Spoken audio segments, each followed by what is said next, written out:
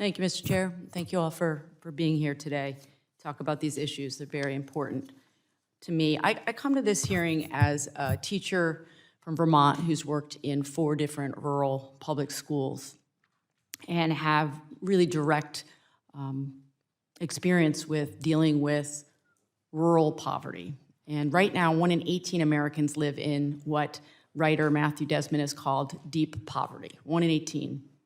He said it's so low, he refers to it as subterranean level of scarcity. And rates of poverty in this country have really not changed since the 1970s. And today, a minimum wage full-time worker cannot afford a 2-bedroom apartment anywhere in America, anywhere. So in all of our districts. And this obviously should trouble all of us, that people are working as hard as they possibly can. And they, we can talk about investments, we can talk about stocks, we can talk about, who's better off. I can tell you, most folks are not better off right now. Dr. Mazur, as you know, for decades, the Republican Party has carried out essentially the same playbook of cutting taxes for the rich and then feigning concern over the deficit. We just went through this. It's really fresh in our minds. And then proposing spending cuts to vital programs such as Social Security and Medicare. And I know my colleagues are also teeing up part 2 of the Trump tax cuts when we haven't even been able to pay for the first phase. First phase cost us a whopping $1.9 trillion and has led to a proliferation of billionaires in the United States. And in 2018, for the first time ever in our country's history, the richest class of Americans paid a lower tax rate than working Americans, and the average effective tax rate of the top 0.1% of households dropped by 2.5 percentage points. Their greatest legislative achievement did nothing to address the unbelievable wealth inequality in this country. And according to April data from Forbes, the United States now has 735 billionaires, the highest number of billionaires in the world, who consistently use our tax code to the maximum advantage at the expense of American working families, like the Vermonters in my district.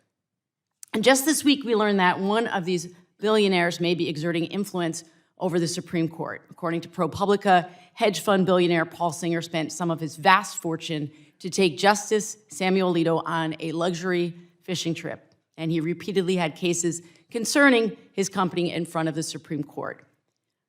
Now, I'm a daughter of an immigrant, and my parents, like so many others, sought to achieve the American dream here. However, the current American tax code has rendered the American dream basically unattainable for most people. Dr. Mazur, it's difficult for many of us to imagine it, but what would a more equitable tax structure look like today? What's possible? So a couple things are possible, I guess. One is that you could rebalance the tax code so that higher income people pay a larger share of their income for taxes. And that could be either through payroll taxes for Social Security or Medicare, or through income taxes.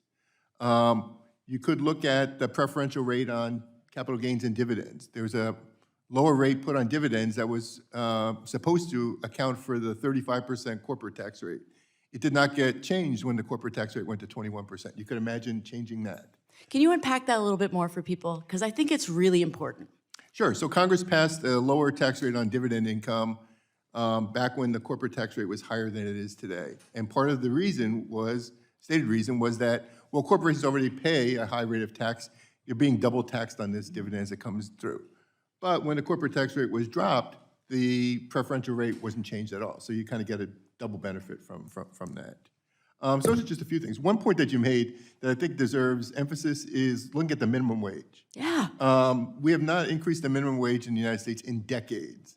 It's disgusting, is what it is. It's disgusting. Yeah, and you're right that you can't afford to live on a minimum wage job. No. You can work 40 hours a week in this country, making minimum wage, and not be able to afford housing, basic housing, not great housing, basic housing for your family. This should not be happening, and we should not be letting it happen. So I yield back.